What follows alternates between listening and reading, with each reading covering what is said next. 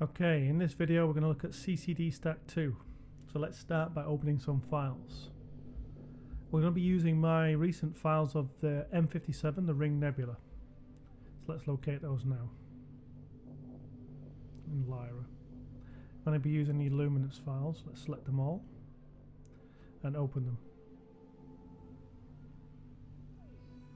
CCD Stack does take some time to open this many files at once. But one of the nice points of CCD Stack is this image manager, which you can see here at the top right corner.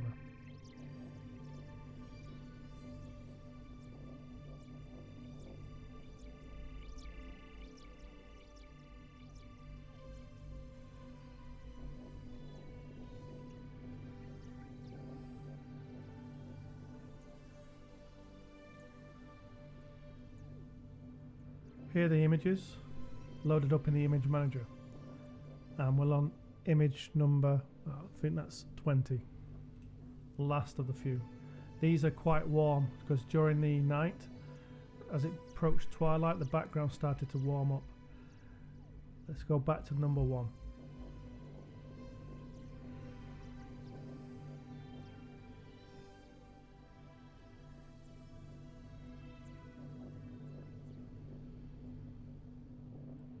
Here you can see it's a much darker image. The hot spot in the middle, of course, is normal vignetting, which you get with most optical systems. So that's nothing to worry about and can be flat fielded out of the images. Let's cycle through the images and decide whether or not they're to be included in the final stack. You can see that I had a little bit of drift in with the polar alignment during the night, but the tracking itself is pretty good. So there is some shift from image to image, but that won't concern us too much. What does concern us is as we go later on in the evening, you'll see that the background will heat up and become hotter, and I'll probably decide not to include those images in the final stack since they don't bring any additional data. You have to be a little bit critical here with your images. I know we spend a lot of time to gather the data, but sometimes putting bad data into a good stack is well, definitely not a good idea. And I know it's hard to decide to remove that data, but it is necessary.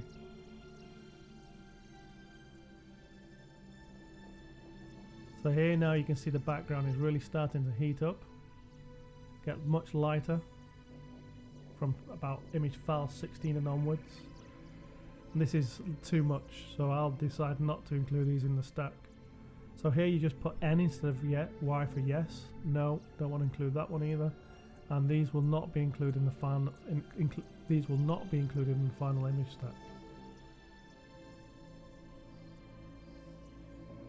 So once you've cycled through your images, you have to set the image that you want to register the rest against. For me, that'll be the first image.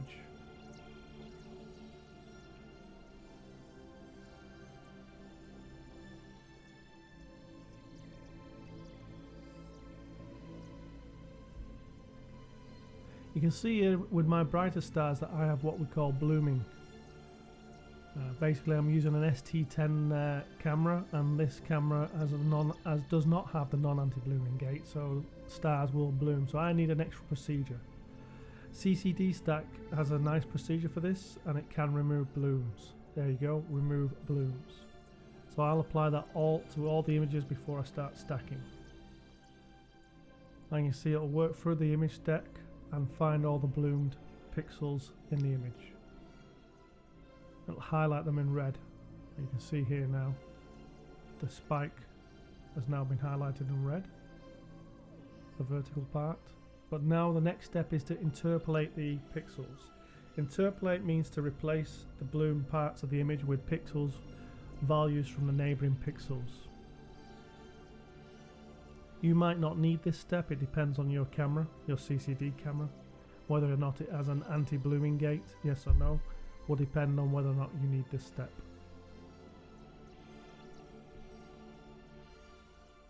So there you go, that's finished. And the stars, probably you need to go back into these with Photoshop and also do a little bit more remedial action to dress them up. But we'll see when it's finally stacked. So first part of stacking is registration. So again, I picked my first image and I want to register these all against that first image, and I'm using the star snap. CCD Stack will find stars in the field and match them in each of the images to align all the images in the stack. I have had this fail in the past. It depends on the amount of rotation from night to night, especially if you're setting up and tearing down your kit each day. That can happen. So one of the tricks to use to solve that is to use the FFT alignment first and then use the star snap alignment. That normally works in such situations.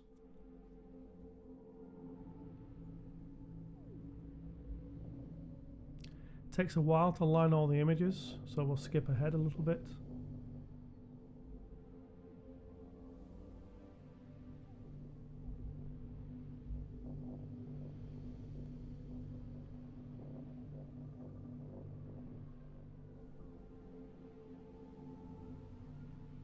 It's important to remember that once this alignment's finished, you have to go to the final tab, apply, and you have to apply the alignment to all the stack.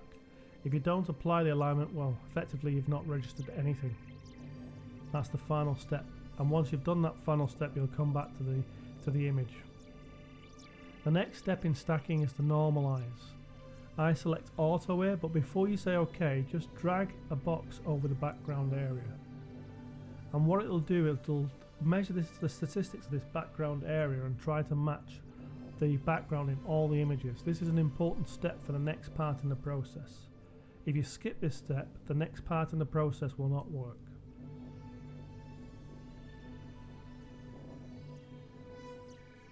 This is where the magic of CCD Stack happens. So here we're going to do a sigma reject, and we're going to apply it to the complete stack.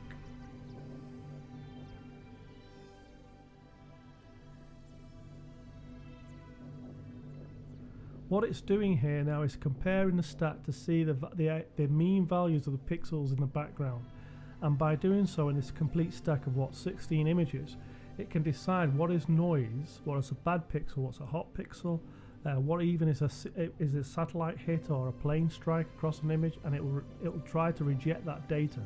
If the data is not the same in all 16 images, it will assume that this is some sort of random noise or an artifact in your image.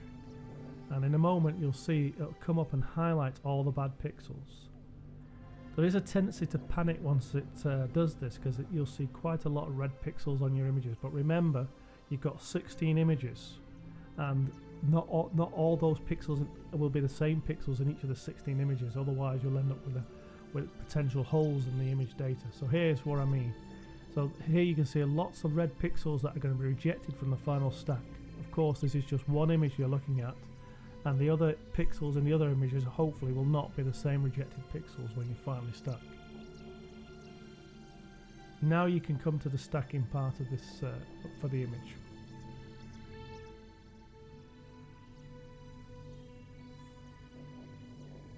Now if your image stack is quite small, a limited number of frames, then you might want to consider a sum. Sum is not always the best idea. The best one I tend to choose is to do a mean. So let's do a mean stack now. So stack, and I'm going to select mean. So it's going to take the mean value of all the good pixels from all 16 images, rejecting what it's decided as bad pixels or random noise or wrong data in each of the frames. So we should end up with a nice clean image. Here it comes now. So this is our mean, the final image here. Now once you get to this point, I tend to tidy up, and I will also clear the image stack, because you've got quite a lot of images loaded here. So I will clear everything except this image, except the mean, which is what we wanted to get to anyway.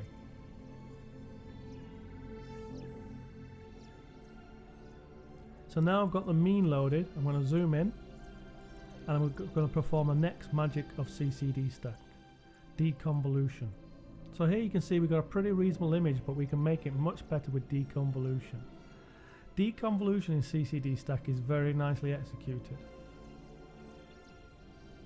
One of the issues of deconvolution is getting the PST, the point spread function, measured.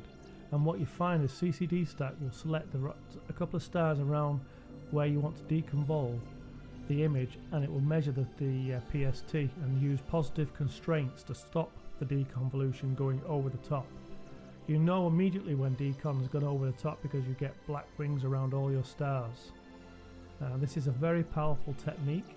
It's a little bit trial by error. For this nebula you saw perhaps quickly there, I put in 100 steps, and it takes a while to do, so we're jumping ahead there. So it's going ahead now with the deconvolution. And a deconvolution is basically guessing from that point spread function, which is measuring from the stars, how much blurring happened on the night of your imaging. And you can see already the image is getting tighter of the ring nebula. You see more detail in the bow coming out in the ring itself.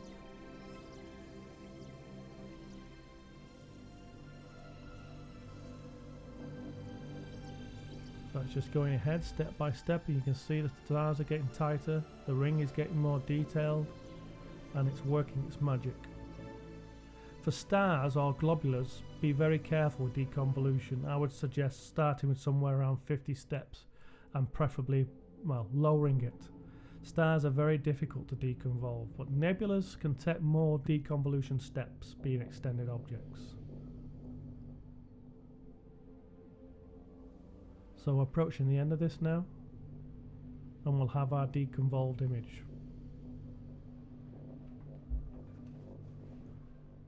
Okay, so there you go. Another nice function of CCD Stack is the ability to blink images.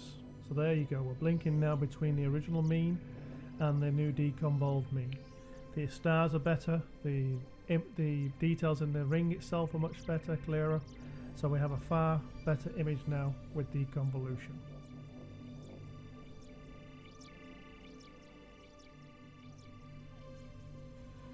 Now, another thing you can do with CCD Stack, once you have your final image and you're happy with it, is to save this image. But here you go, underneath you can see save scale data, save this scale data. This is better than starting with just a black screen with Photoshop, because CCD Stack in the main scales images better than well, just starting straight off with Photoshop. So I would recommend saving a scaled image. And that's it. That's this video on CCD Stack. I hope you found some useful information here.